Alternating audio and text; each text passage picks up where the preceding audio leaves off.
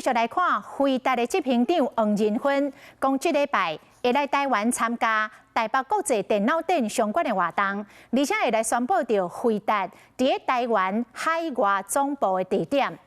讲已经有风声，黄仁勋决定要甲新总部设伫个台北市的花圃园区，同时要伫个高雄打造一座 AI 实验室。但是飞达也未证实，也是爱等黄仁勋亲身来宣布。Lori, nice to meet you. Welcome back to Taiwan. 昨暝黄仁勋的太太罗瑞、甲后生黄胜斌以及因查某囝黄敏珊做伙出现伫台北松山机场，只可惜这班私人的飞机无将 AI 教父做伙载来台湾，是讲黄仁勋的旋风一定真紧会阁架起来。We are going to set up a very large design center here. Over the next 5 years,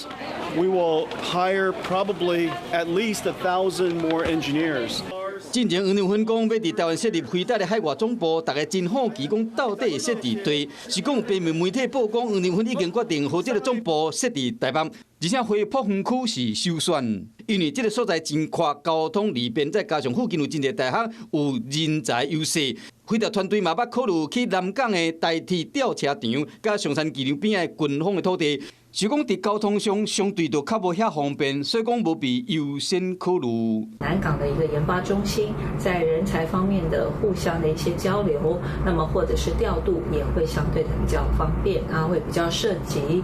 到一些文化资产的一些鉴定，那未来要再进行协商，那也会增加一些困难度。高雄市飞达是打算设一座 AI 实验室做南部的研发基地，毕竟高雄市长陈其迈3月时才亲身飞到美国的圣荷西参加飞达的 GTC 的大会，真有诚意。5月，我们跟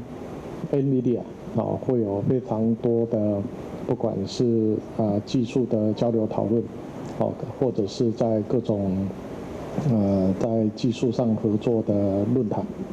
不过针对这风声，飞达伫1个前拢无回应，敢会真正设立台北、高雄，敢会当得到全新的合作，嘛是都要等黄仁勋亲身公布。Hello， 我是张新文，想要抢先掌握最及时的新闻资讯吗？赶快订阅、按赞、开启小铃铛，锁定华视新闻 YouTube 频道。